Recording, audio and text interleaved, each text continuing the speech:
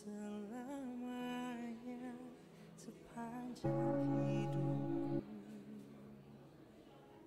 Tangan Tuhan tak pernah terlambat menolong hidupku di saat ku tak berdaya.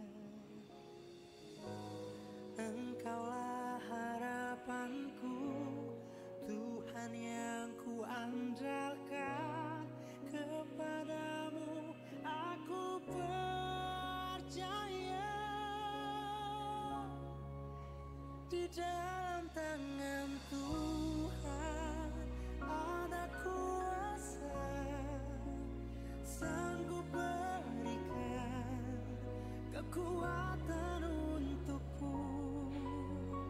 Dalam tangan Tuhan mujizat kan menjadi nyata. Aku percaya, aku percaya Tuhan.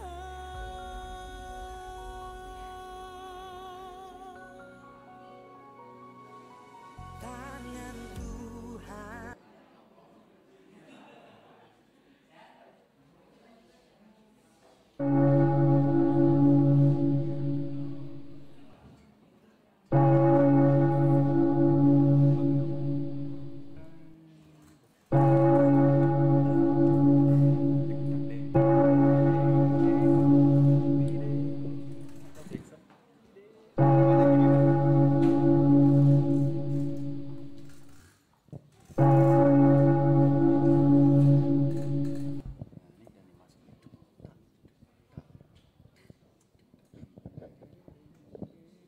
Selamat pagi semuanya, shalom.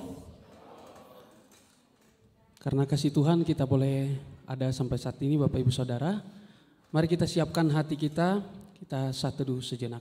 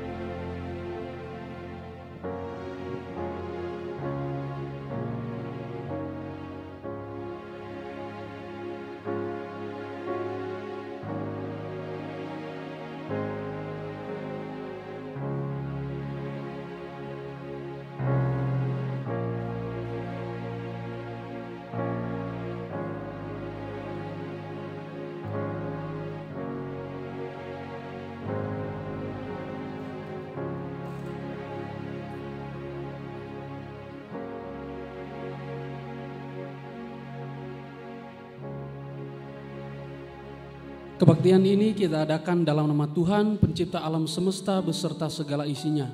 Damai sejahtera Allah, Bapa kita dalam Tuhan Yesus Kristus menyertai kita semua. Amin. Kita akan mengangkat satu pujian yang menyatakan, Bapa kau setia, Bapa kau mulia.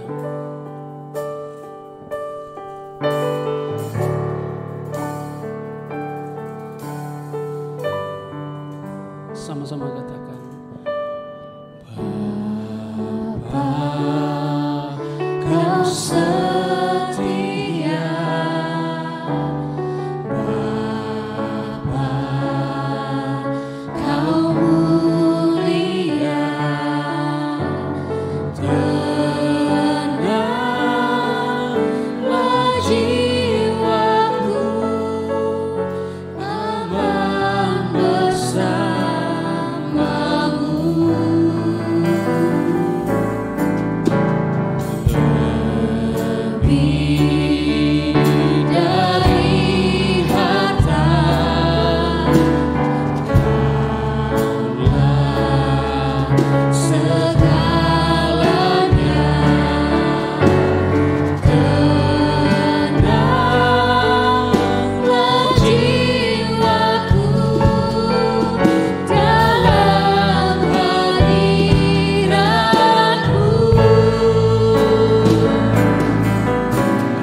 tunjukkan kasih setiamu, Kau menyediakan yang ku perlu, Kau setia, Kau mulia, dulu, sekarang, dan selamanya. Tunjukkan kasih setiamu, Kau menyediakan yang ku perlu, Kau setia, Kau mulia, Bapa, Kau setia. Bapa Kau setia, Bapa Kau mulia.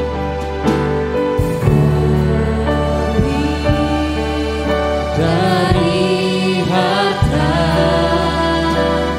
Kaulah segalanya, tenanglah jiwaku dalam hadirat-Mu. Kau tunjukkan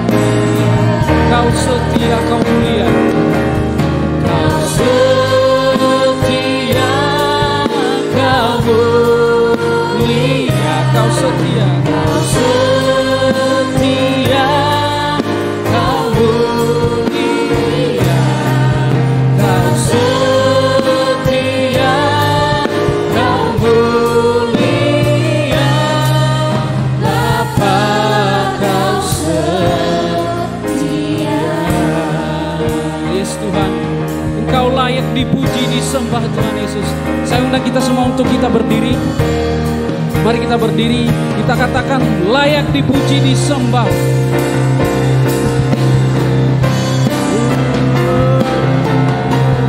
Layak dipuji, disembah, Kaulah yang bertata dulu, sekarang, dan selamanya. Raja atas segala raja, nama-Mu besar terpuji.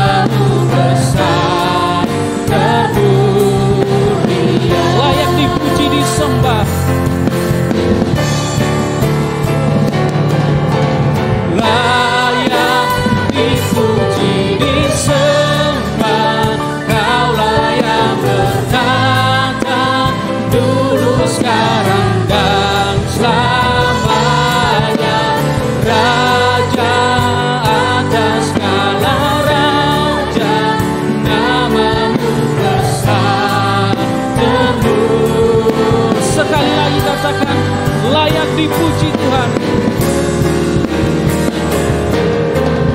Layak dipuji, disembah, Kaulah yang berkata dulu, sekarang, dan selamanya. Raja atas segala raja, namamu besar termulia, namamu besar termulia, namamu besar termulia.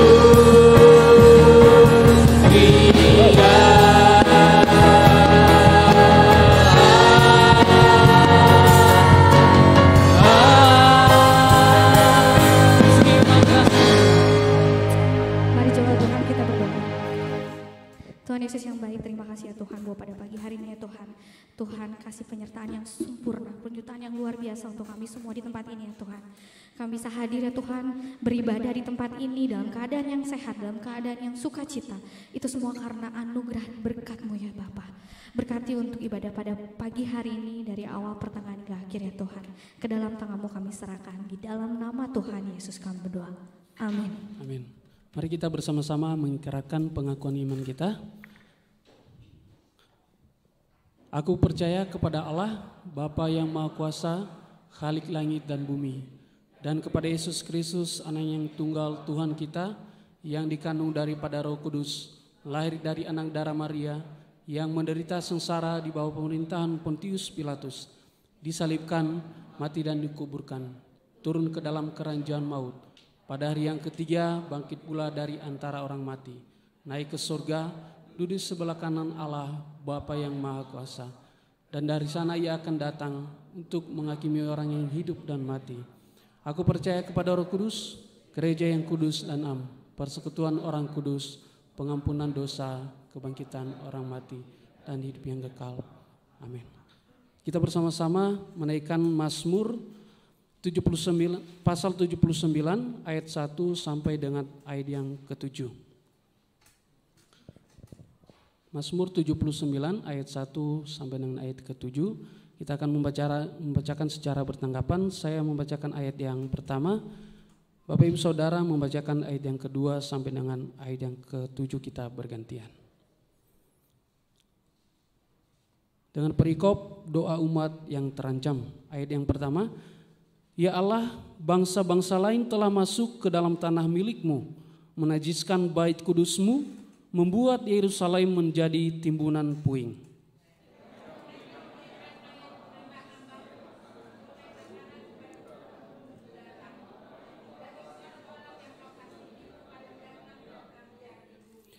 Mereka menumpahkan darah orang-orang itu seperti air sekeliling Yerusalem, dan tidak ada yang menguburkan.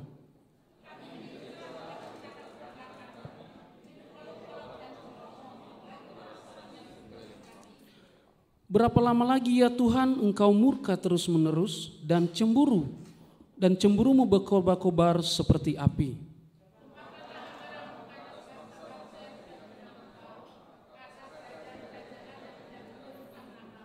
Kita bersama-sama ayat yang ke-7. Sebab mereka telah memanakan habis Yakub. Puji Tuhan Bapak Ibu Saudara, kita masih bersemangat, amin. Mari kita berikan senyum kanan kiri, kita katakan Tuhan Yesus memberkati. Kita akan bersuka cita kepada Tuhan. Kita katakan tak tertandingi.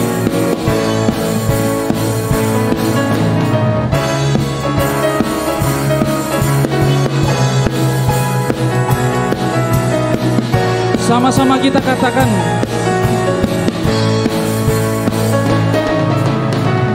Pada siapa kau bandingkan perbuatannya yang heran? Tak ada kerajaannya yang terbesar, tak akan tergoyahkan. Semua musuh pun gemetar mendengar namamu Tuhan. sorak kemenangan. Sungguh tak tertandingi, tak ada yang setara denganmu. Hanya Yesus Tuhanlah yang terhebat, jauh melebihi dari penguasa di dunia. Kerajaan-Mu kekal. Amin.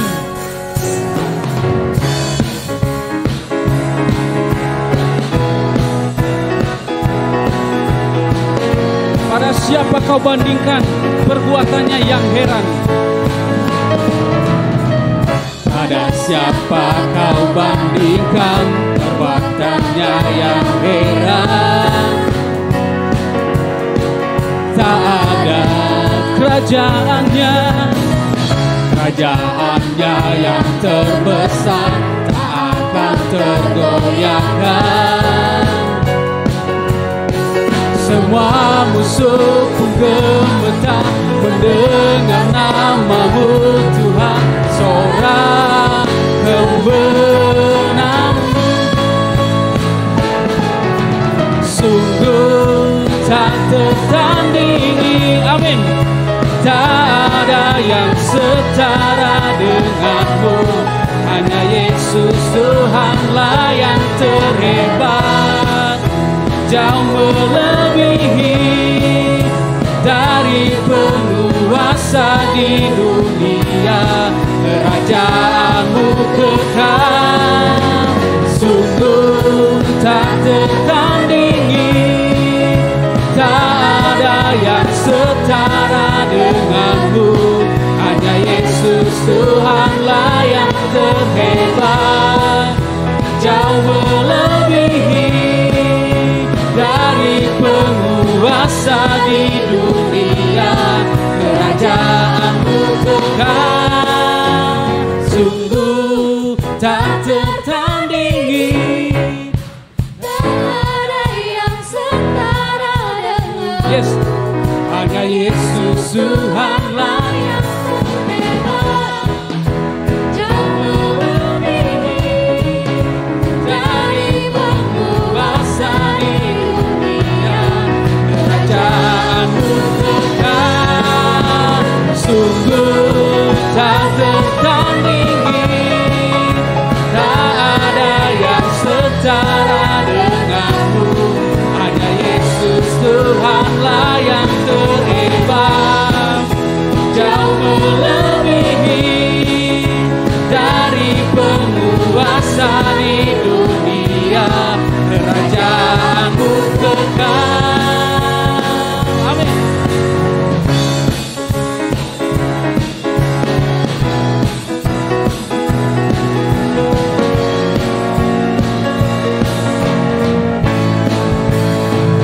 Haleluya. Ya. Yesus, Kau kekuatan di hidupku. Yesus adalah kekuatan di dalam setiap kehidupan kita. Mari kita sorakan, Yesus kekuatanku.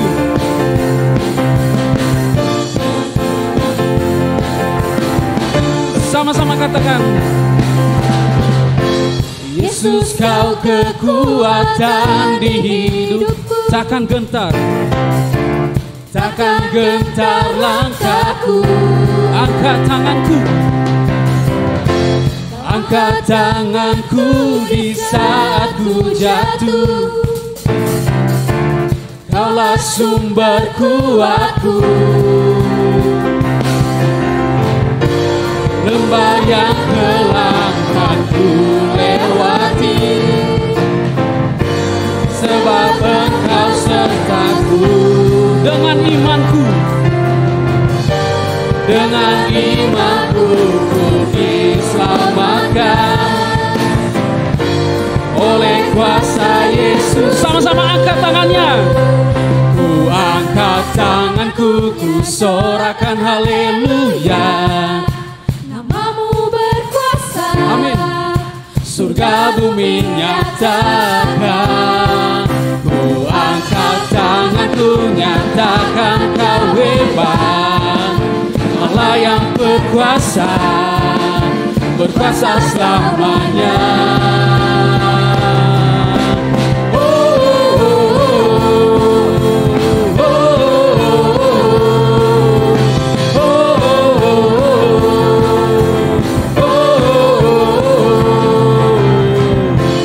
Yesus, kau kekuatan di hidupku, takkan gentar, takkan gentar langkahku. Ku angkat tanganku, angkat tanganku di saat ku jatuh. Kaulah sumber kuatku, lembah yang telah ku lewati, sebab Engkau sertaku. Dengan imanku, dengan imanku ku diselamatkan oleh kuasa Yesusku. Ku angkat tanganku, ku sorakan haleluya, amin. Namamu berkuasa, surga bumi nyatakan. Ku angkat tanganku karena Engkau hebat, Allah yang perkasa, berkuasa selamanya. Ku angkat tanganku, ku sorakan haleluya, yes. Namamu berkuasa, surga bumi nyatakan. Ku angkat tanganku, nyatakan kau hebat, Allah yang perkasa, berkuasa. Sekali lagi katakan, ku angkat tanganku, ku angkat tanganku, ku sorak, amin. Namamu berkuasa, Namamu berkuasa, surga bumi nyatakan. Ku angkat tanganku, nyatakan kau hebat, Allah yang berkuasa, berkuasa selamanya. Ku angkat tanganku, ku angkat tanganku, ku sorakan haleluya. Namamu berkuasa, surga bumi nyatakan.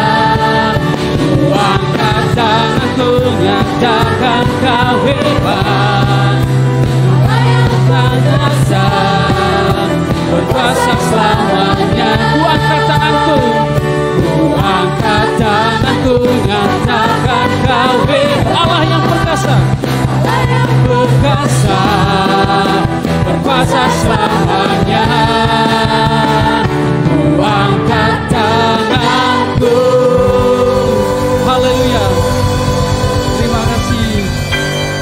Dipersilakan duduk kembali. Puji nama Tuhan. Kita percaya bahwa di dalam setiap kehidupan kita, setiap perjalanan kita ada penyertaan Tuhan. Kita boleh ada sampai saat ini, kita boleh datang beribadah di tempat ini. Kita percaya karena kemurahan Tuhan, karena penyertaan Tuhan. Terima kasih Tuhan Yesus.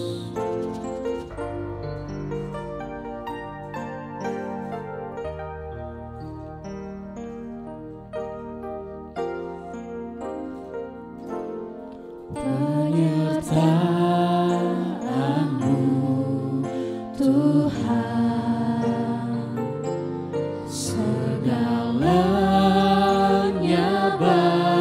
bagiku. Hadir-Mu di hidupku, Hadir-Mu di hidupku, terutama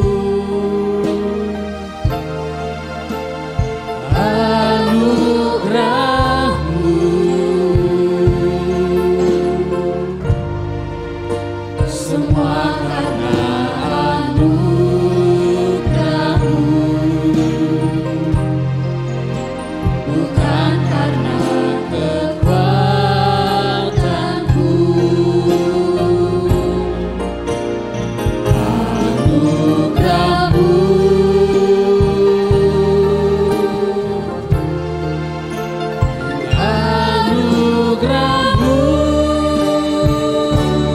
Tuhan.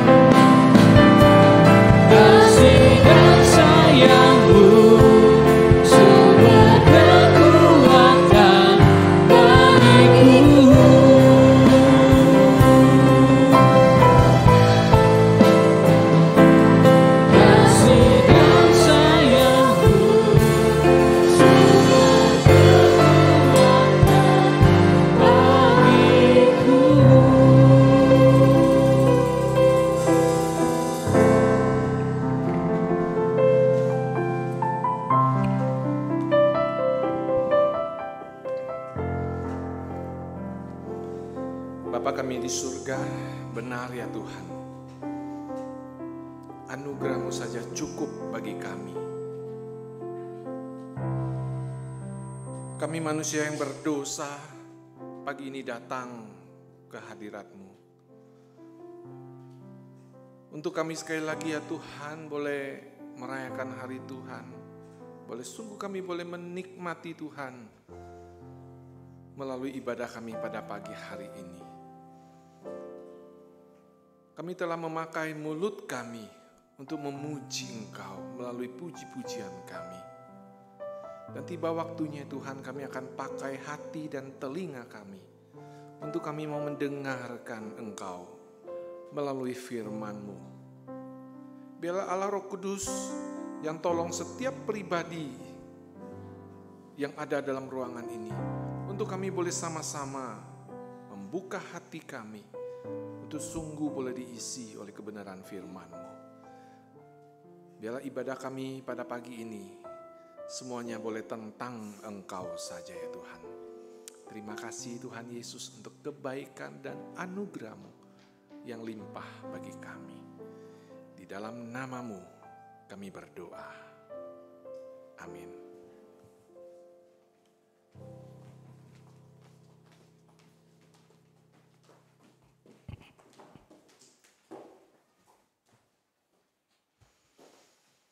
Ya, shalom Bapak Ibu Saudara sekalian.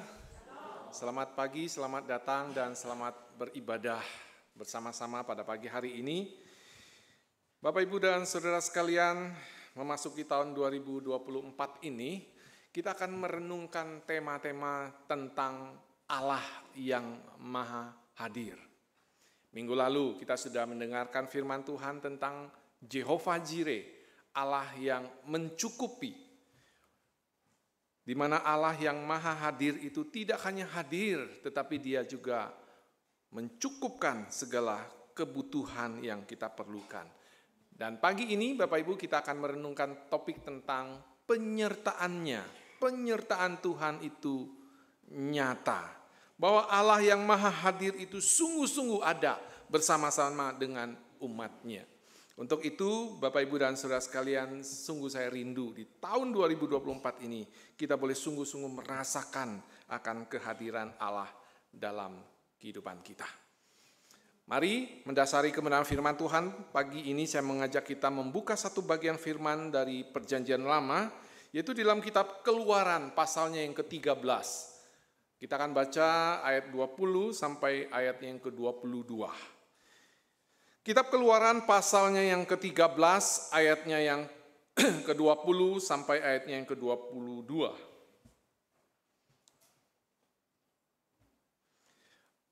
Mari Bapak Ibu dan Saudara sekalian, saya mengajak kita membaca ketiga ayat ini secara bersama-sama. Keluaran 13 ayat 20 sampai 22. 1, 2, 3. Demikianlah mereka berangkat dari Sukot dan berkemah di Etam di tepi padang gurun. Tuhan berjalan di depan mereka pada siang hari dalam tiang awan untuk menuntun mereka di jalan, dan pada waktu malam dalam tiang api untuk menerangi mereka, sehingga mereka dapat berjalan siang dan malam. Dengan tidak beralih, tiang awan itu tetap ada pada siang hari, dan tiang api pada waktu malam di depan bangsa itu. Amin. Senang dan berbahagia Bapak Ibu kita yang mendengar firman, merenungkan firman, dan yang terus berjuang melakukan firman dalam kehidupan kita sehari-hari. Saudara, suatu hari ada seorang pendeta yang pergi mengunjungi jemaatnya yang sudah lama tidak ke gereja, saudara ya. Pendeta ini betapa kagetnya sang pendeta ini ketika berjumpa dengan jemaatnya, saudara. Begitu melihat pendetanya datang ke rumahnya, jemaatnya ini langsung berkata, "Pak Pendeta, tidak usah datang besuk-besuk saya lagi, Pak. Saya sudah putuskan untuk tidak lagi datang ke gereja. Saya sudah putuskan, saya tidak akan lagi menjadi orang Kristen. Sejak saya dibaptis, Pak, 2 bulan yang lalu, Bapak tahu apa yang terjadi sama saya? Musibah demi musibah, kegagalan demi kegagalan. Itu yang saya dapati, Pak. Belum lama setelah saya dibaptis, anak saya kecelakaan, Pak. Motornya rusak, lalu saya perbaiki.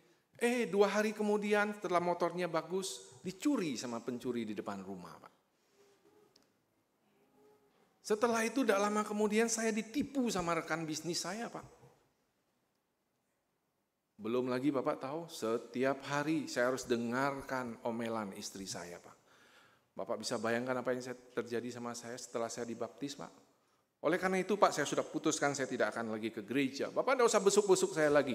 Saudara, tanpa memberikan pendetanya untuk memberikan tanggapan, Bapak ini langsung menutup pintu rumahnya. Saudara, pergumulan yang dialami oleh Bapak ini tentu juga banyak dialami oleh banyak orang Kristen secara khusus. Tentu setiap kita pasti merindukan ketika kita dibaptis, ketika kita percaya kepada Tuhan, kita sungguh merindukan, mengharapkan bahwa masalah kita akan Tuhan tanggung, penyakit kita akan Tuhan angkat, bisnis kita akan diperlancar dan sebagainya. Tentu itu harapan yang wajar, normal dan sah-sah saja, bukan? Tentu. Namun pertanyaannya Bapak Ibu, apakah itu yang Alkitab ajarkan kepada kita? Saudara, Alkitab bukanlah sebuah buku yang berisi supaya kita tidak lagi perlu khawatir. Alkitab bukanlah sebuah buku yang berisi supaya kita tidak lagi harus memikirkan masalah-masalah kita. Tetapi Alkitab berisi tentang orang yang berdosa. Bagaimana orang yang berdosa itu harus diselamatkan melalui salib pengorbanan Kristus. Saudara sekalian, pergumulan yang dialami Bapak itu saya percaya mungkin saja pernah dialami oleh setiap kita. Bapak itu tidak bisa merasakan apa itu penyertaan Tuhan. Bapak, Ibu, dan saudara sekalian, pertanyaan atau pergumulan seperti itu seringkali muncul oleh karena ketidakpahaman orang tentang apa itu penyertaan Tuhan yang nyata. Seandainya kita mengerti, saudara, apa yang benar dari penyertaan Tuhan yang nyata itu, niscaya kita akan tetap teguh, kita akan tabah dalam menghadapi persoalan hidup yang menerpa kita.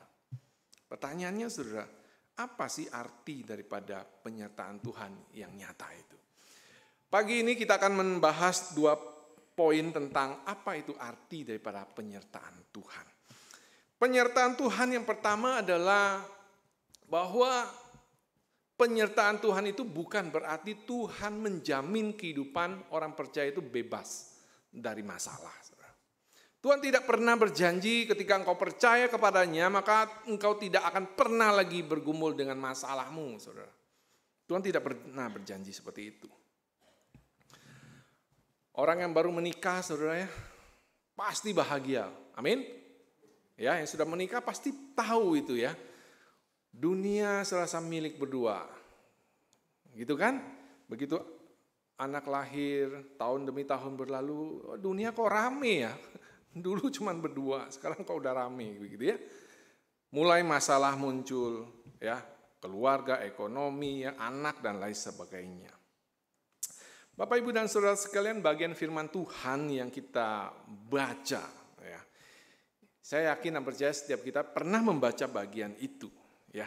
Bagian yang kita baca dengan jelas kita dapat mengetahui bahwa bangsa Israel yang dipimpin ya oleh Musa ketika mereka keluar dari tanah Mesir itu, saudara, kita yakin bahwa mereka mengalami penyertaan Tuhan. Bangsa Israel yang tadinya menjadi budak di Mesir dibawa keluar karena bangsa itu menjadi bangsa pilihan Allah pada waktu itu. Allah memilih bangsa itu dan Allah membawa mereka keluar dari Mesir. Artinya Allah membebaskan mereka yang tadinya budak, yang tidak ada harganya, sekarang mereka dimerdekakan menjadi orang yang merdeka.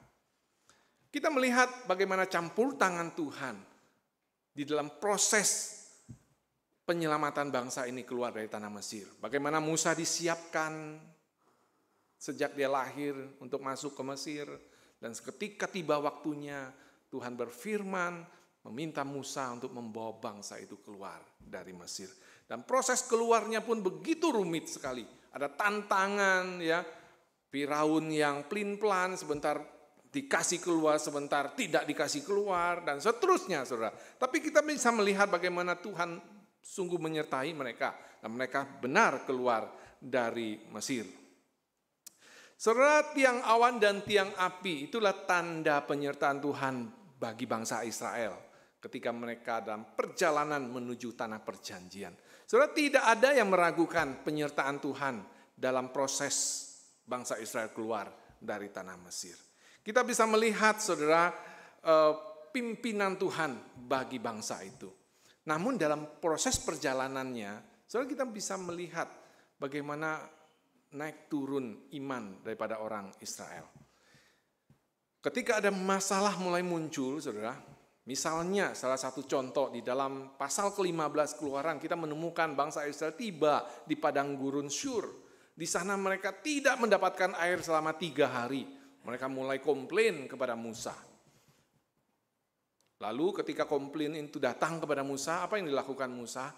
Tentu Musa membawa keluhan mereka kepada Allah. Dan apa yang dilakukan Allah? Allah menolong mereka. Allah memberikan air kepada mereka. Tapi setelah Allah menolong mereka, kita melihat Allah selalu memberikan firman kepada mereka, mengingatkan mereka. Nah, Bapak, Ibu, dan saudara sekalian, kita melihat apa yang terjadi di dalam perjalanan bangsa Israel ini, tentu tidaklah mulus jalan mereka. Itu terbukti dengan jarak yang begitu dekat dibikin Tuhan 40 tahun baru tiba di sana. Ada proses yang rumit yang dialami oleh bangsa Israel kala itu.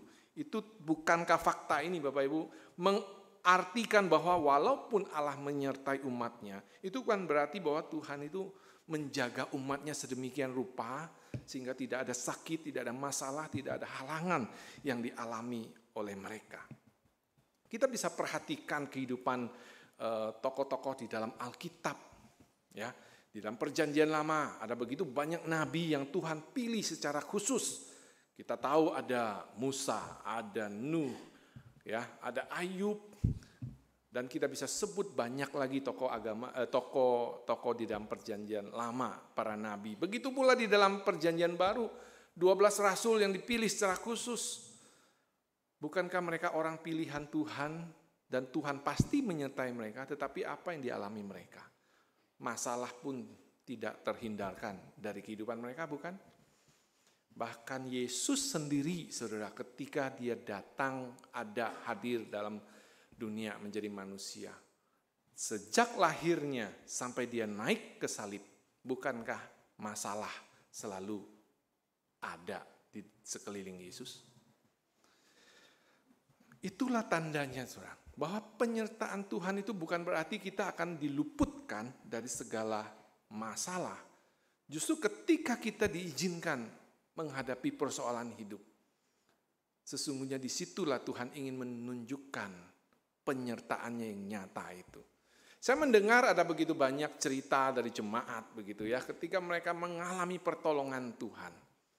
Saya bersyukur Tuhan izinkan sesungguhnya masalah itu terjadi pada diri setiap kita. Karena Tuhan sayang kepada kita. Tuhan ingin ya menunjukkan penyertaan yang nyata itu bagi kita. Ya, ungkapan ini bukan berarti yuk kita cari masalah begitu ya. Bukan, saudara ya, nanti pulang gereja kita cari masalah begitu. Jangan ya. Itu bukan seperti itu, saudara ya. Nah, Bapak, Ibu, dan saudara sekalian, penyertaan Tuhan itu akan membuat kita lebih kuat tentunya. Bukankah kehidupan kita sebagai orang percaya di masa sekarang ini, saudara, sama seperti bangsa Israel, saudara ya. Kita yang percaya kepada Tuhan, tetapi kita pun tidak diluputkan dari masalah. Jangan-jangan saudara yang hadir hari ini sedang bergumul dengan masalah yang berat. Jangan-jangan saudara sedang bergumul dengan segala persoalan. Jangan-jangan saudara ketika saudara masih duduk di sini, pikiran saudara masih fokus kepada masalah itu, saudara. Biarlah firman Tuhan hari ini boleh mengingatkan kita Kita bisa melihat penyertaan Tuhan di dalam setiap masalah yang kita hadapi. Terkadang Tuhan justru ingin menunjukkan penyertaan yang nyata itu melalui setiap masalah yang kita alami, saudara. Ketika kita mengalami persoalan hidup, tetaplah kuat, tetaplah teguh, saudara. Tetaplah percaya kepada Dia.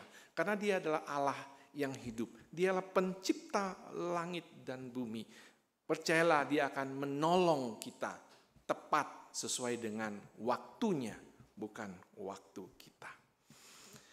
Bapak, Ibu, dan saudara sekalian, ketika saya melihat mobil ini, saudara ya, saya teringat sebuah kisah dari teman-teman yang sepelayanan saya yang saya utus pergi pelayanan. Saudara, mobil TAF kotak ini, saudara, yang di belakangnya dibikin jadi pick up, dikasih kerangkeng begitu, saudara, menjadi saksi bisu sebuah peristiwa tentang penyertaan Tuhan. Saudara, berapa tahun, mungkin belasan tahun yang lalu, ketika saya melayani masih di Jambi, saudara ya, saya mengutus beberapa rekan untuk pergi survei ke sebuah lokasi di mana kami ingin pelayanan ke daerah suku anak dalam di pedalaman Jambi. Saya utus beberapa rekan, 5 orang rekan saya utus mereka pergi untuk survei lokasi. Nanti kita akan melakukan pelayanan misi di sana waktu itu. Pergilah mereka. Mereka pergi nggak naik mobil ini, saudara ya. Mereka pergi naik mobil yang lebih baik lah ya gitu ya. Setelah tiba di kampung gitu ya, mereka dikoneksikan. Saya koneksikan mereka dengan pendeta yang biasa pelayanan ke anak suku dalam itu ya. Lalu pendeta itu menyediakan mobil ini untuk kami sewa supaya bisa masuk ke lokasi karena jalannya itu berlubang begitu ya, berlumpur dan sulit untuk dilewati mobil yang mobil kota begitu ya. Singkat cerita, mereka 5-an itu naik di belakang bak ini, saudara ya, karena tempat duduk cuma ada di depan, sopir dan pendeta tadi. Teman-teman 5-an naiknya di belakang. Oh, mereka sukacita sekali waktu naik itu katanya ya, karena memang kita sudah sering sekali pelayanan ke suku anak dalam. Tetapi kali ini kami ingin melayani ke sebuah tempat, karena anak suku itu banyak sekali, mereka berpindah-pindah dan mereka kelompoknya banyak. Nah, kami mau survei ke kelompok yang lebih dalam lagi, saudara, lebih dalam lagi. Kami mengedukasi mereka supaya mereka tidak berpindah-pindah dan lain sebagainya. Singkat cerita, mereka masuk ke lokasi, saudara, kurang lebih setengah jam perjalanan dari jalanan aspal masuk ke kampung itu, saudara. Suasana sudah sepi, tidak ada pemukiman. Ada salah seorang rekan yang memang biasa kalau kami ajak dia tuh tugasnya juru foto, saudara ya. Dia foto-foto, wah dia foto pemandangan, ya pohon dia foto, semua dia foto, saudara ya. Nah suatu kali dia foto-foto, saudara, tiba-tiba, saudara, tiba-tiba dari semak belukar itu keluar mungkin hampir 10 orang kata mereka, anak suku dalam yang tanda petik masih primitif, tidak berpakaian. Mereka loncat keluar dari semak-semak menghadang mobil mereka. Ternyata mereka masih primitif, mereka tidak boleh difoto ternyata. Mereka tidak mau difoto. Oh, mereka merampas, nyotop mobil ini merampas kamera untuk dihapus atau dibuang, dirampas supaya tidak ada fotonya gitu ya. Oh, mereka diberhentikan. Lalu ada seorang teman yang ya mungkin emosinya masih belum stabil begitu ya. Dia ingin melawan begitu ya. Karena dia melihat orang itu perlakuannya kasar sekali gitu ya. Mereka ingin, teman saya satu ini ingin melawan begitu ya. Ternyata apa yang terjadi, saudara, dari 5 orang itu 3 laki-laki, 2 perempuan. Perempuan enggak dipukul sama mereka. Yang 3 laki-laki ini dipukul, terutama yang tadi mau melawan tadi ya. Wah, babak belur gitu ya. Sampai sudah senjata mereka sudah di leher. Tinggal digesek aja selesai. Saudara, saya kirim mereka untuk pelayanan. Kita punya hati misi melayani mereka yang tidak terjangkau, saudara. Kita mau melayani orang-orang yang Tuhan kasihi, yang tidak pernah dengar Injil. Mereka pergi meninggalkan keluarga, pekerjaan, saudara. Meluangkan daya mereka, waktu mereka untuk pergi melayani. Tetapi yang mereka terima adalah perlakuan yang tidak mengenakan sekali pada waktu itu, saudara. Namun tidak sampai di situ, saudara. Mereka dipukul terus, saudara. Dipukul terus. Mereka tuh di atas kerangkeng itu, saudara.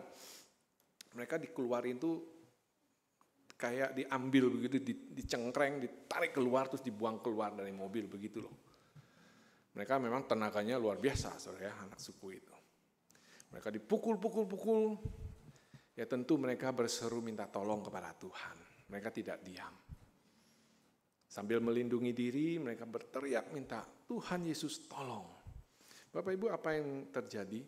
Tiba-tiba, saudara, tiba-tiba ada seseorang yang lewat. Ya, kita lihat sebenarnya sulit untuk menghentikan mereka untuk memukul, saudara.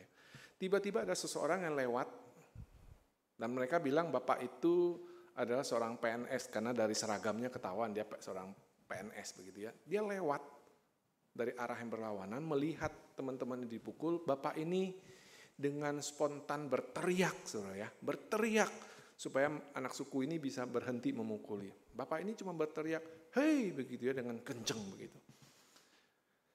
Apa yang terjadi Bapak Ibu? Anak suku itu betul berhenti memukuli teman-teman.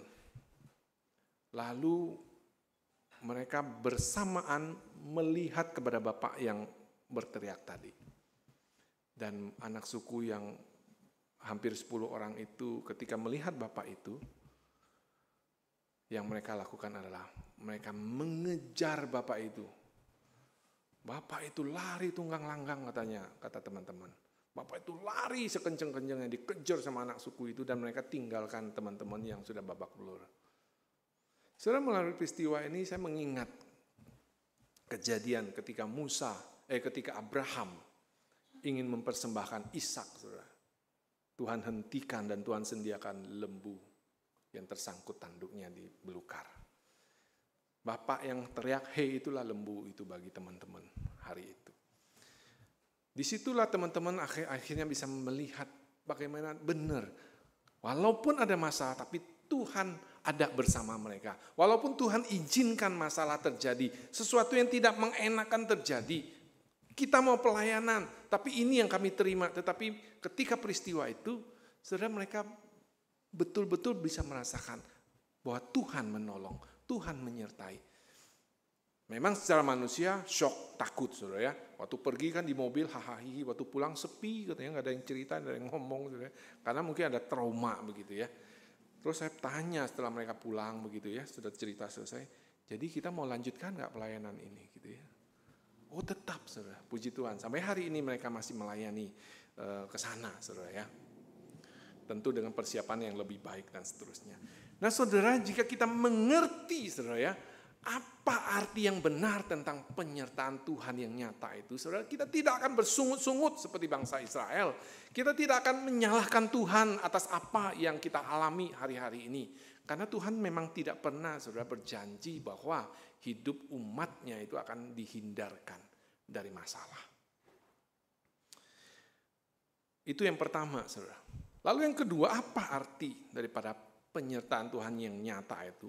Yang kedua, saudara, kita melihat bahwa penyertaan Tuhan itu berarti Tuhan masih berfirman kepada umatnya, saudara. Memang, saudara, sulit sekali bagi bangsa Israel untuk melihat atau mengerti tentang penyertaan Tuhan yang nyata itu. Karena apa? Karena masalah yang ada sama mereka membuat mereka frustasi, membuat mereka terus bersungut-sungut kepada Tuhan. Musa kena imbasnya tentu ya. Kita lihat pola itu terus berlangsung gitu ya. Seperti yang saya bilang tadi, ada masalah, mereka bersungut-sungut kepada Musa, Musa bawa sungut-sungut bangsa itu kepada Allah, Allah menolong mereka, lalu Allah berfirman. Itu terus yang terjadi, itu terus yang berulang-ulang. Saudara, penyertaan Allah itu bukan terletak pada saat Allah memberikan pertolongan bagi mereka, saudara.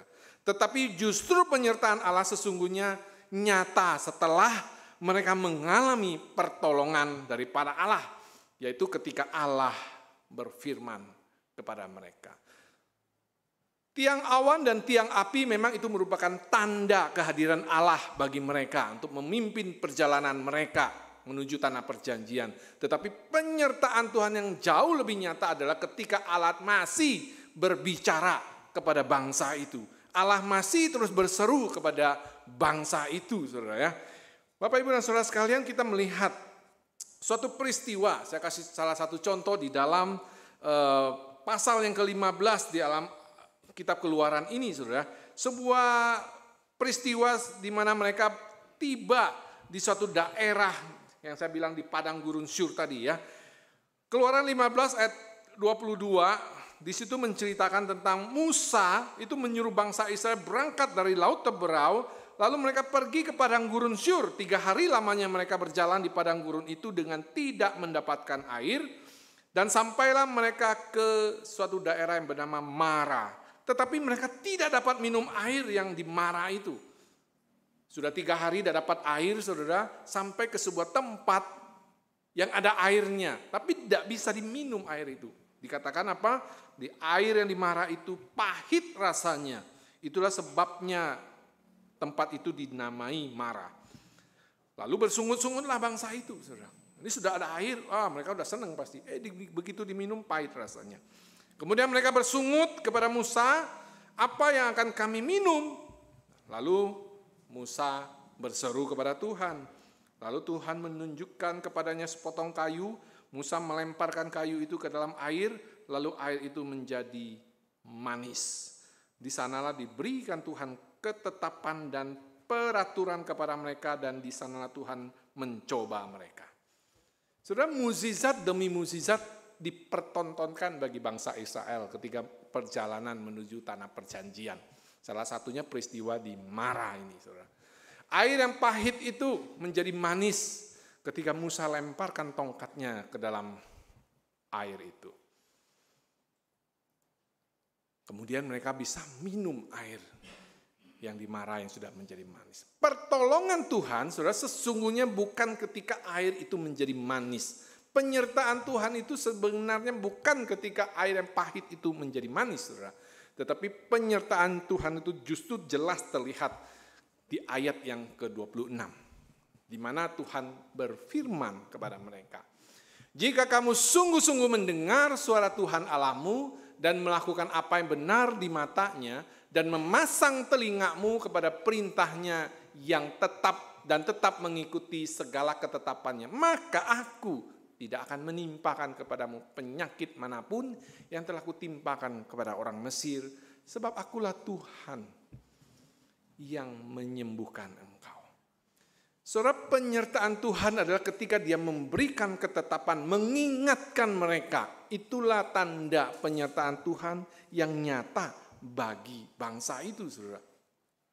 Jauh lebih bernilai daripada air yang manis itu. Jauh lebih bernilai dari segala macam materi yang mungkin kita dapatkan. Penyertaan Tuhan itu artinya Ia masih berfirman kepada kita. Ia masih hadir dalam kehidupan kita, saudara.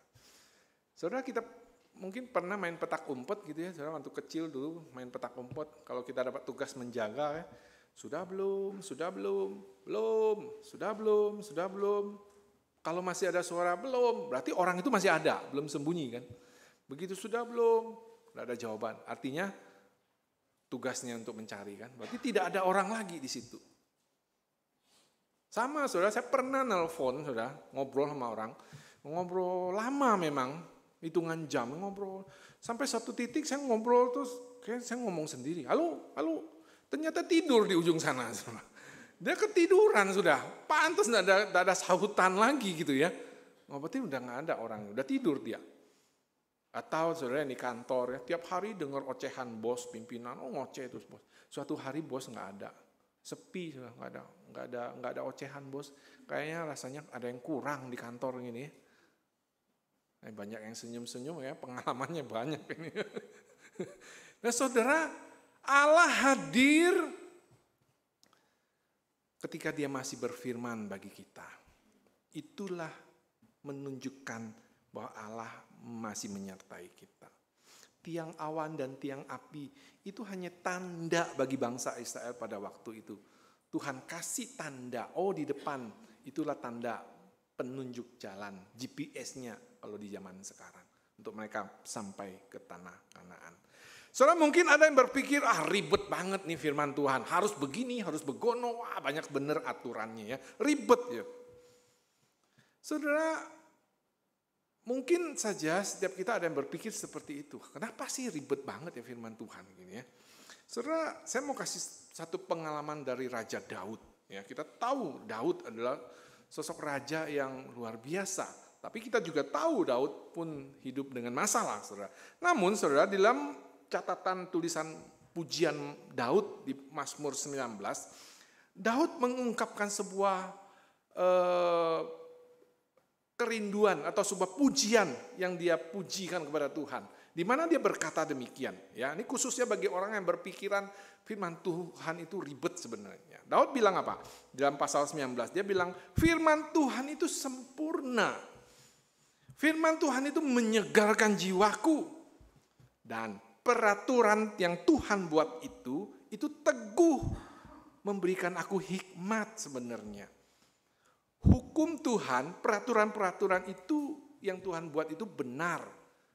Itu adil di dalamnya. Lebih indah daripada emas tua, lebih manis daripada madu tetesan dari sarang lebah. Saudara, kita ketika membaca Mazmur 19, kita akan melihat bahwa ketetapan yang Tuhan berikan itu sesungguhnya adalah sesuatu yang baik bagi kita. Dan Daud, kita tahu ketika dia ungkapkan ini, bukan dia lagi senang-senang di dalam kerajaannya, saudara. Dia di dalam pelarian, dikejar musuh. Tetapi dia ketika firman Tuhan hadir datang kepada dia, Daud bisa menyatakan bahwa firman Tuhan itu manis seperti madu tetesan dari sarang lebah. Itu artinya Daud masih mengandalkan Tuhan. Daud percaya Tuhan mendampingi dia meskipun dia sedang dikejar-kejar oleh musuhnya pada waktu itu. Artinya firman Tuhan yang menegur, firman Tuhan yang menasehati itu perlu kita taati, saudara. Kita lakukan, perlu kita hidupi sebagai orang percaya. Jika kita fokusnya hanya kepada ribetnya, saudara, maka kita tidak akan pernah merasakan dan melihat penyertaan Tuhan yang nyata itu ya. Saudara, saat seseorang mengalami badai kehidupan yang dahsyat, apa yang membuatnya dapat bertahan seperti batu karang yang kokoh? Apakah prestasi menolongnya, investasinya dapat menolongnya, saudara, reputasinya, saudara, atau koneksinya menolong dia ketika ada badai yang dahsyat menghantam kehidupannya? Prestasi, investasi, reputasi, koneksi ini tidak akan mampu menolong kita, saudara. Ini terbukti ketika waktu COVID, saudara. Semua ini diluluh lantakkan. Prestasi kita, investasi kita habis, reputasi, koneksi, semuanya habis. Lalu apa yang bisa membuat kita bisa bertahan seperti batu karang yang kokoh? Pujian yang kita naikkan tadi menyinggung hal ini. Yang bisa membuat kita kokoh adalah iman kita. Iman percaya kita kepada Tuhan. Itulah yang harus menjadi pondasi kita ketika ada badai kehidupan menghajar hidup kita. Imanlah yang akan menolong kita untuk tetap teguh, jatuh, tidak sampai tergeletak, saudara. Imanlah yang akan membuat hidup kita bertahan seperti batu karang yang teguh, yang tak tergoyahkan. Iman itu akan berkata kepada kita, jangan takut, jangan khawatir, jangan sedih, jangan berputus asa, jangan bimbang, jangan gentar. Imanlah yang akan membuat seorang berani, saudara, menghadapi badai kehidupan. Mungkin orang ada yang bertanya, iman itu dapatnya dari mana? Bagaimana aku dapat iman itu yang sekokoh batu karang itu?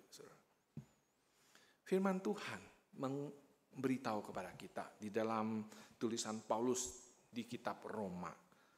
Paulus katakan bahwa iman itu timbul dari pendengaran dan pendengaran akan firman Tuhan. Ya, firman. Kita tidak boleh, saudara, menyepelekan firman Tuhan.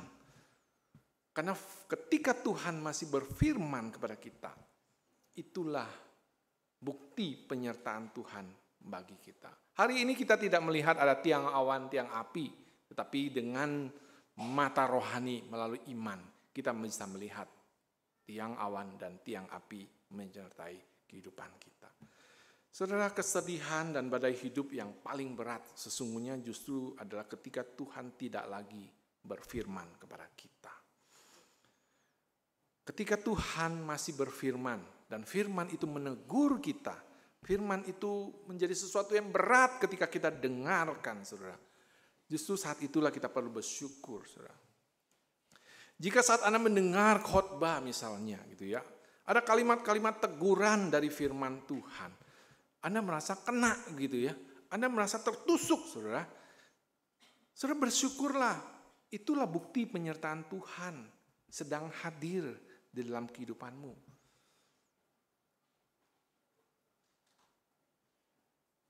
Saya pernah, saudara, mendengar seseorang menegur temannya setelah saya selesai khotbah gitu ya. Ngobrol-ngobrol sebentar, terus ada seseorang yang jeruk, firman Tuhan tadi itu kena tuh. Si A tuh pasti kena, si A tuh pasti kena. Terus teman yang satunya bilang, ditepuknya, nggak boleh gitu. Jadi kamu nggak kena ke kamu tadi. Firman itu harus kena ke kita. Kena ke orang lain, urusan orang lain. Nah, seringkali kita bilang, ini cocok nih untuk si A nih ya. Ayo siapa yang biasa gitu? Puji Tuhan tidak ada di sini gitu ya. Nah saudara, ketika firman Tuhan itu disampaikan dan gercep sama hati kita, saudara, bersyukurlah. Karena waktu itulah Tuhan menyatakan penyataannya bagimu. Pada waktu engkau kena tusuk itu, saudara. Ketika kita baca saat teduh pagi hari, saudara jangan di-skip firman Tuhan yang menurut kita tidak enak, saudara. Bacalah, nikmatilah. Diulang bacanya, saudara. Maka saudara akan melihat betapa firman itu nyata dan hidup dalam kehidupan kita. Bapak, Ibu, dan saudara sekalian, orang Israel bersungut-sungut karena mereka tidak mengerti arti daripada penyertaan Tuhan yang nyata bagi mereka. Setiap kali mereka mengalami masalah, saudara, bukankah Allah selalu memberikan pertolongan, memberikan jalan keluar, mukjizat kepada mereka. Setiap kali Musa mengadukan perihal keluhan mereka kepada Allah, bukankah Allah selalu berfirman kepada mereka? Bapak, Ibu, dan saudara sekalian, sekarang setelah kita mengerti apa itu arti yang benar dari penyertaan Tuhan, mari saudara berdirilah teguh, jangan goyah. Sebab kita tahu bahwa penyertaan Tuhan yang nyata dalam hidup kita itu bukanlah di tengah-tengah, bahkan di tengah-tengah kehidupan kita yang penuh dengan gejolak, saudara. Yakinlah bahwa Tuhan masih hadir. Dia masih menyertai kita apapun yang kita alami. Saudara, itulah sebabnya mengapa Yesus juga disebut namanya Immanuel, yang berarti Allah menyertai kita. Setiap orang yang percaya kepadanya ada jaminan penyertaannya. Namun jaminan penyertaannya itu bukan berarti kita dibebaskan dari segala masalah persoalan kehidupan. Tetapi justru di balik persoalan itulah Tuhan mau pakai, Dia mau tunjukkan penyertaannya bagi kita. Satu garansi yang Tuhan beri, kita jatuh tetapi tidak sampai tergeletak. Kira firman Tuhan hari ini boleh menolong kita untuk boleh sungguh merasakan bahwa Tuhan tidak hanya hadir tetapi Dia nyata di dalam kehidupan kita. Dia menyertai setiap langkah kehidupan kita. Biarlah di tahun 2024 ini kita boleh sekali lagi sungguh merasakan kehadiran dan penyertaan Tuhan dalam kehidupan kita. Amin. Kiranya Tuhan menolong dan Tuhan memberkati kita. Mari saudara, saya beri waktu beberapa menit berdoa, bersyukurlah kepada Tuhan, minta ampunlah kepada Dia untuk setiap dosa-dosa kita. Firman Tuhan berkata, saudara, burung udara dia pelihara, bunga bakung dia hiasi, saudara. Apalagi saudara dan saya yang dicipta serupa dengan gambarnya. Apalagi setiap manusia yang adalah kesayangannya, tentu dia akan pelihara.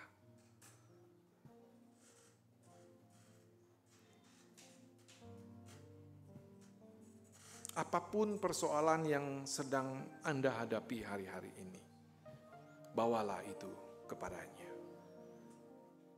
Rasakan penyertaannya melalui setiap firman Tuhan yang kau dengar, yang kau baca, yang kau dengarkan, engkau baca, engkau renungkan, dan lakukanlah perintah-perintah firman-Nya.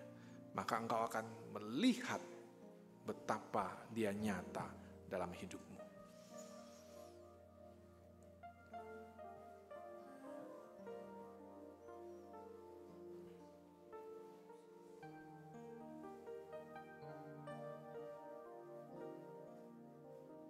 Bapa kami yang di surga, Tuhan yang kami puja, yang kami puji di dalam nama Yesus. Terima kasih Tuhan, jikalau pagi ini kami boleh diingatkan oleh firman-Mu. Kami boleh disadarkan kembali bahwa sesungguhnya selama ini Engkau ada bersama dengan kami. Ampuni kami Tuhan, jikalau kami selama ini tidak mengandalkan Engkau, bahkan kami melupakan Engkau. Kami bersyukur firman-Mu pagi ini boleh mengingatkan kami. Meskipun tiang awan dan tiang api tidak kami lihat secara jasmani di depan mata kami, tetapi biarlah melalui pribadi Roh Kudus menolong kami untuk dapat melihat dengan mata iman kami bahwa tiang awan dan tiang api itu ada bersama dengan kami melalui firman-Mu yang terus berbicara kepada kami. Terima kasih Bapa. Tuhan yang berkati, Tuhan yang tolong setiap kami untuk menjalani kehidupan kami hari lepas hari. Dan kami percaya Tuhan, Engkau akan memberi yang terbaik bagi setiap kami. Ajarkan kami ya Tuhan, untuk melihat seperti Engkau melihat. Untuk berjalan seperti Engkau berjalan. Dan untuk merasa seperti Engkau merasa. Biarlah semuanya boleh tentang Engkau saja dalam hidup kami. Terima kasih Tuhan Yesus untuk anugerah-Mu yang sungguh limpah bagi kami. Demi nama-Mu kami berdoa dan bersyukur. Amin.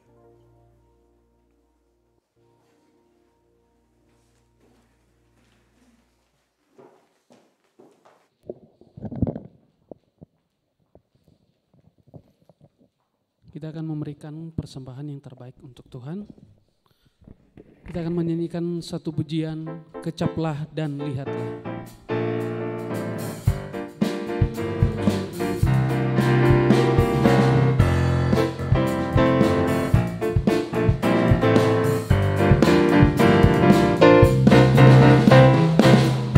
Kecaplah dan lihatlah betapa baiknya Tuhan itu. Rasakan dan nikmati kasih setia Tuhan. Kecaplah dan lihatlah betapa baiknya Tuhan itu. Rasakan dan nikmati kasih setia Tuhan.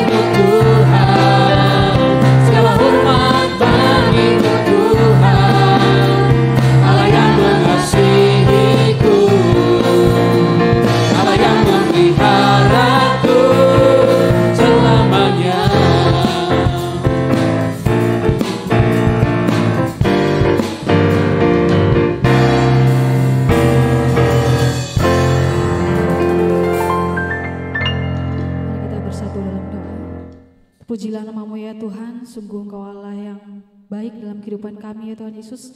Terima kasih Tuhan untuk kesempatan hari ini kami boleh memberikan yang terbaik dari apa yang kami miliki ya Tuhan. Biarlah penyertaan-Mu yang terus sempurna itu boleh terus menyertai setiap kehidupan kami, baik dalam pekerjaan kami, dalam studi kami Tuhan, dalam keluarga kami ya Tuhan Yesus. Terima kasih ya Bapa, kami serahkan persembahan kami ini hanya dalam tangan-Mu.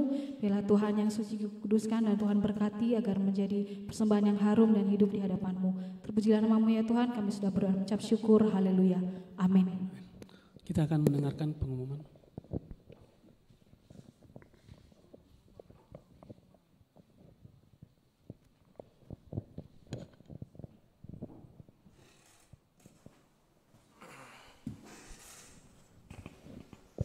Sekali lagi saya ucapkan selamat pagi bagi kita. Pagi ya. Kita mau melihat warta kita pada minggu ini Bapak Ibu Saudara sekalian ya. Nah, kita akan lanjutkan tema tentang Allah yang Maha Hadir itu. Minggu depan Bu Valen akan membawakan topik tentang bahwa berkat Tuhan itu nyata dalam kehidupan kita. Berkat seperti apa? Mari minggu depan kita datang dan dengarkan firman Tuhan. Ya, ibadah tengah minggu kita seperti minggu lalu kita sudah mulai ya, minggu kedua kemarin komsel di komisi-komisi sudah mulai berjalan seperti biasa. Mari Bapak Ibu bisa ikut komsel-komsel yang ada. Komsel pria hari Jumat onsite ya, wanita dan juga remaja masih online minggu ini.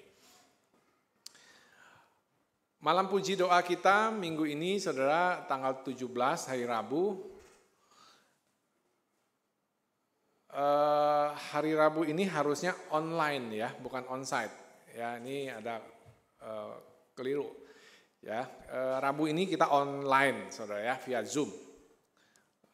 Lalu kalau hari Sabtu tanggal 20 masih seperti biasa onsite. Jam 8 pagi. Mari Bapak Ibu bergabung bersama-sama dalam persekutuan doa baik yang malam maupun yang pagi ya.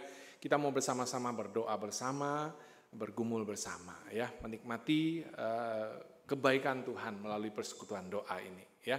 Hanya 1 jam saja ya. Nah, Bapak Ibu dan Saudara, ada berita duka cita sepanjang minggu yang lalu kemarin ya. Yang pertama telah berpulang ke rumah Bapa di surga kakak dari Pak Wawat ya, kokonya yang sudah meninggal hari Minggu tanggal 7 Januari yang lalu, dan tanggal 9 hari Rabu hari Selasa ya sudah dikebumikan di pemakaman Pandu. Begitu pula tanggal 10 Januari 10 Januari betul hari Rabu ayahanda dari Bu Yusi ya juga telah berpulang ke rumah Bapa di surga, dan tanggal 12 hari Jumat yang lalu juga telah dikebumikan di pemakaman Pandu juga. Majelis jemaat turut berduka cita ya untuk keluarga yang berduka, dan kiranya Roh Kuduslah yang memberi kekuatan dan juga penghiburan bagi keluarga yang sedang berduka. Nah, minggu ini saudara hari Sabtu tanggal 20 ya, persekutuan lansia perdana di tahun 2024 ini ya. Silakan Bapak Ibu yang sudah masuk kategori lansia ya, boleh hadir di ibadah lansia yang pertama di tahun ini. Lalu persembahan Bapak Ibu silakan memberi sesuai dengan posnya masing-masing ya, untuk pembangunan, perpuluhan, syukur dan lain sebagainya. Bagi Bapak Ibu yang beribadah secara online, bisa juga memberi persembahan melalui media yang sudah disediakan. Lalu Bapak Ibu, pagi ini saya melihat ada beberapa wajah baru ya yang hadir ikut ibadah bersama-sama dengan kita pada minggu kedua di tahun 2024 ini ya. Bapak Ibu yang saya sebut mohon bisa berdiri saja di tempat supaya kami boleh menyambut dan mengenal Bapak Ibu yang baru pertama kali datang pada pagi hari ini ya. Pertama saya mengundang Ibu Nesi ya, Ibu Nesi. Boleh berdiri Ibu di belakang sana? Ya, berdiri ya. Selamat datang Bu Nesi ya. Selamat beribadah. Bapak Ibu, Ibu Nesi ini adalah mertuanya Bu Yemi ya. Ya betul ya Bu ya, mertuanya Bu Yemi ya. Ya, silakan duduk Ibu. Terima kasih, selamat datang. Jemaat yang duduk di sekitar boleh memberi salam ya. Lalu saya juga melihat ada Ko Yuyun ya. Ko Yuyun, ya Ko Yuyun boleh berdiri ya. Ya selamat datang juga, selamat datang, selamat beribadah. Mungkin Bapak Ibu yang lain sudah banyak mengenal juga Ko Yuyun ya. Kokonya Ciusi ya kalau nggak salah ya. Selamat datang Ko Yuyun. Lalu juga saya melihat ada Ko David ya. Ya Ko David ya, Ko Wat yang terima kasih Ko David. Selamat datang ya, selamat beribadah di GKKH. Kalau tidak punya tempat ibadah yang tetap, kami senang menyambut Ko David beribadah di sini ya. Terima kasih. Yaitu tanda selamat datang dari gereja bagi Ko David. Silakan duduk, Ko David. Terima kasih ya. Ya. Ya. Lalu di belakang sana kayaknya kurang abdol ya. Kalau nggak seimbang ya. Saya lihat ada Erik di belakang sana ya. Boleh berdiri, Ko Erik? Ya. Terima kasih, selamat datang. Ya. Ko Erik ini adalah anak dari Jafong ya. Ya. Selamat datang ya, selamat beribadah di GKKH. Mari Bapak Ibu kita berdiri bersama-sama. Mari kita berikan salam 3S kita ya. Senyum, salam, sapa. Kita naikkan pujian pengutusan. Penyertaan-Mu sempurna.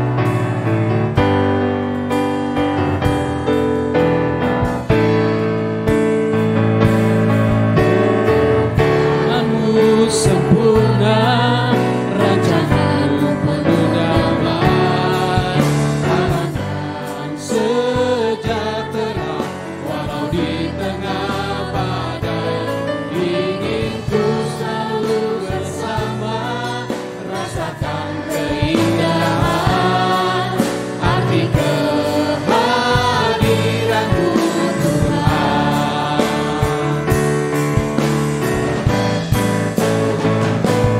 Penyertaan-Mu sempurna, rancangan-Mu penuh damai, aman dan sejahtera walau di tengah badai. Ingin ku selalu bersama, rasakan keindahan arti kehadiran-Mu Tuhan. Arti kehadiran-Mu Tuhan. Arti kehadiran-Mu Tuhan.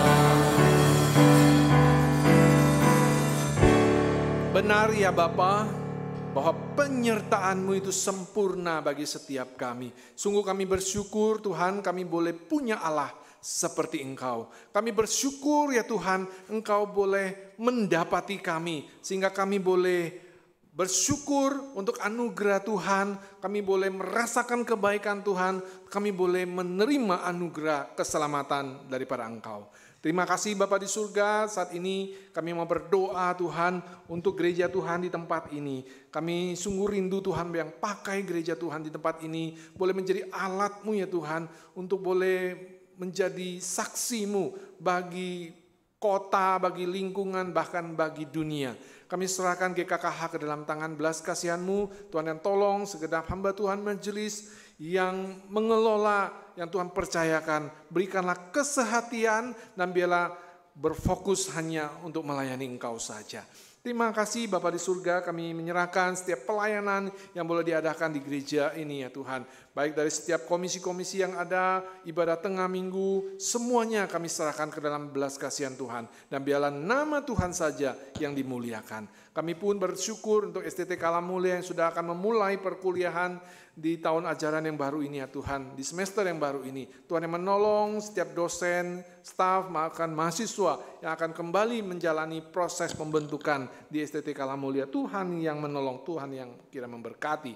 Begitu pula kami mengingat untuk GKKH di Merakai sana ya Tuhan. Kami serahkan ke dalam tangan belas kasihan-Mu Tuhan, untuk ibadah di sana, untuk jemaat Tuhan di sana, untuk pengurus di sana. Biarlah Roh Kudus yang terus beri kekuatan penghiburan bagi mereka. Dan biarlah nama Tuhan pun boleh dimuliakan melalui anak-anak Tuhan yang ada di Merakai sana. Terima kasih Tuhan, terpujilah Engkau. Kami bersyukur Tuhan jikalau pagi ini kami boleh kehadiran beberapa jemaat yang baru boleh mengikuti ibadah di tempat ini. Kami serahkan itu untuk Bu Nesi ya Tuhan, untuk Ko Erik, untuk Ko Yuyun dan juga Ko David. Tuhan Engkau yang senantiasa memberkati kehidupan mereka, Tuhan yang menyertai mereka, apapun yang mereka kerjakan, biarlah mereka boleh mengandalkan Engkau saja. Terima kasih Tuhan Yesus, kami bersyukur sekali lagi buat pemeliharaan dan penyertaan-Mu yang sungguh nyata dalam kehidupan kami. Kami serahkan waktu hidup kami, masa depan kami ke dalam tangan belas kasihan-Mu saja. Terima kasih Tuhan. Kami bersyukur untuk anugerah dan kami mau menerima berkat daripada Engkau saja. Dalam nama Yesus. Bapak Ibu, mari kita buka hati kita dan kita terima berkat daripada Tuhan. Kiranya kasih daripada Allah Bapa, Sang Pencipta langit dan bumi, dan cinta kasih daripada Kristus Yesus, serta penyertaan yang nyata melalui pribadi Roh Kudus, kiranya menyertai saudara dan saya mulai hari ini sampai Maranatha, Yesus datang kali yang kedua. Amin.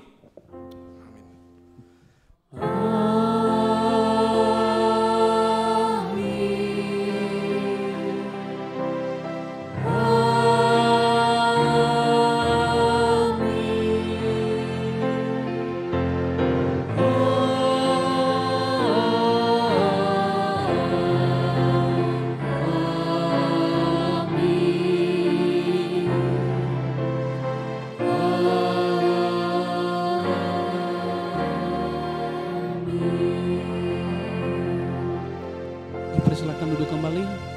Mari kita saat teduh sejenak.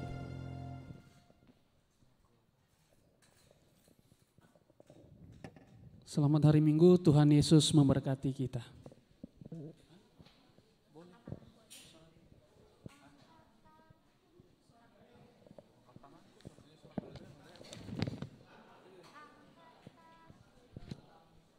Sorakan haleluya.